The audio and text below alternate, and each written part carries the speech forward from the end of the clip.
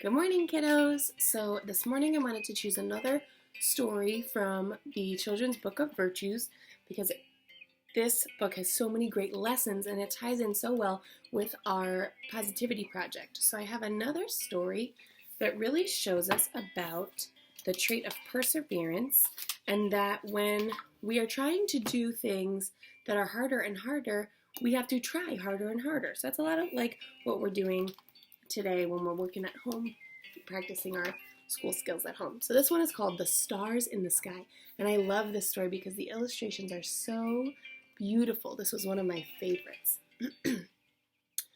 So it says, this old English tale reminds us that the higher we reach, the longer and harder we have to try.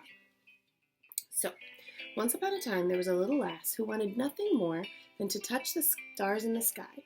On clear moonless nights she would lean out her bedroom window, gazing up at the thousands of tiny lights scattered across the heavens, wondering what it would be like to hold one in her hand.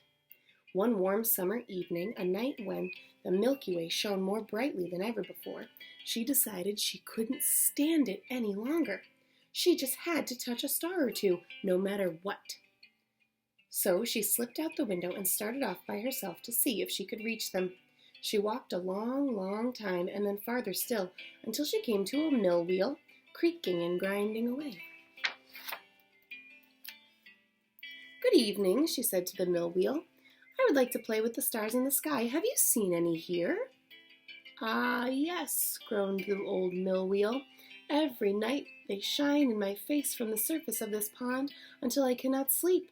Jump in, my lass, and you will find them. The little girl jumped into the pond and swam around until her arms were so tired she could swim no longer. But she could not find any stars. Excuse me, she called to the old mill wheel, but I don't believe there are any stars in here after all. Well, there certainly were before you jumped in and stirred the water up, the mill wheel called back. So she climbed out and dried herself off as best she could and set out across the fields.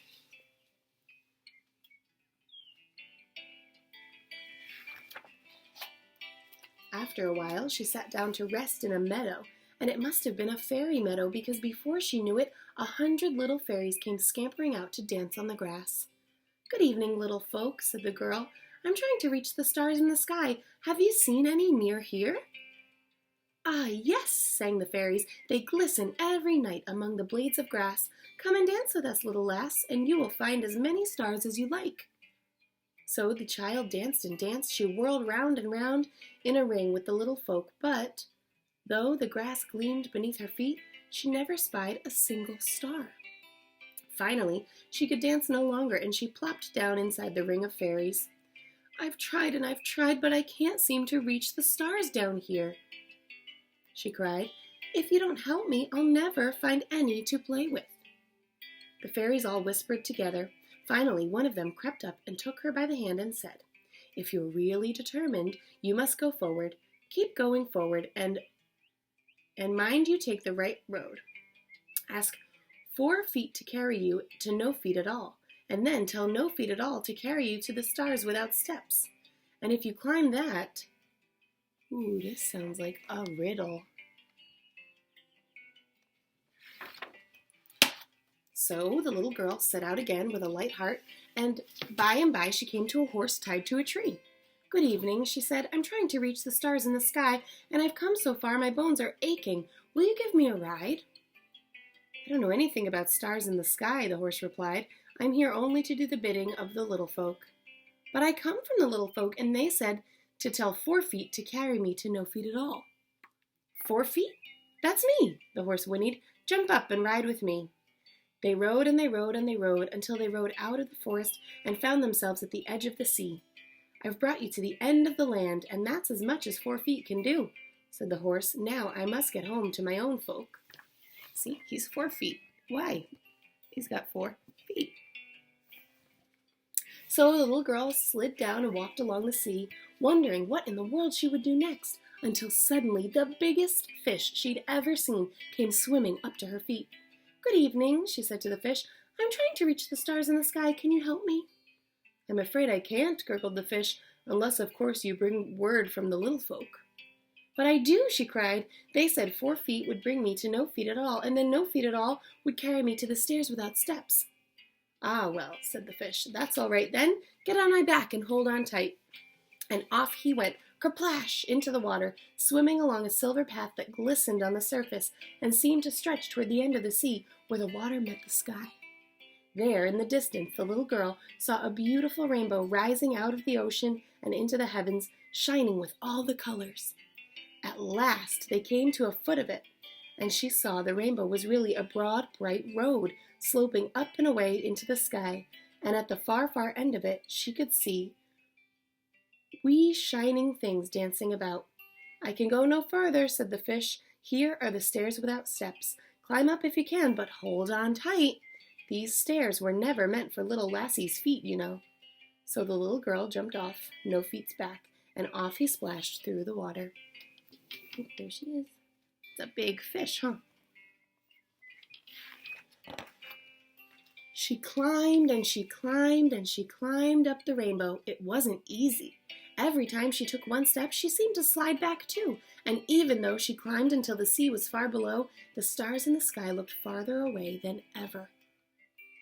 But I won't give up, she told herself. I've come so far, I can't go back. Up and up she went. The air grew colder and colder, but the sky turned brighter and brighter, and finally she could tell she was nearing the stars. I'm almost there, she cried, and sure enough, suddenly she reached the very tip-top of the rainbow. Everywhere she looked, the stars were turning and dancing. They raced up and down and back and forth and spun in 1,000 colors around her. I'm finally here, she whispered to herself. She had never seen anything so beautiful before, and she stood gazing and wondering at the heavens. But after a while, she realized she was shivering with cold, and when she looked down into the darkness, she could no longer see the earth. She wondered where her own home was, so far away, but no street lamps or window lights marked the blackness below. She began to feel a little dizzy. I won't go until I touch one star, she told herself, and she stood on her toes and stretched her arms as high as she could. She reached farther and farther, and suddenly a shooting star zipped by and surprised her so much she lost her balance.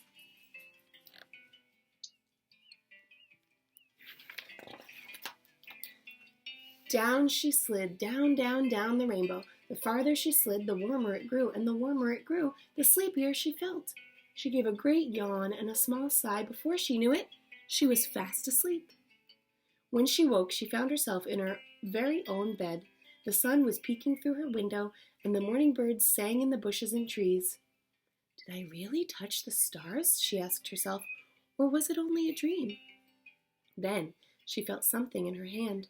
When she opened her fist, a tiny light flashed in her palm, and at once it was gone, and she smiled because she knew it was a speck of stardust.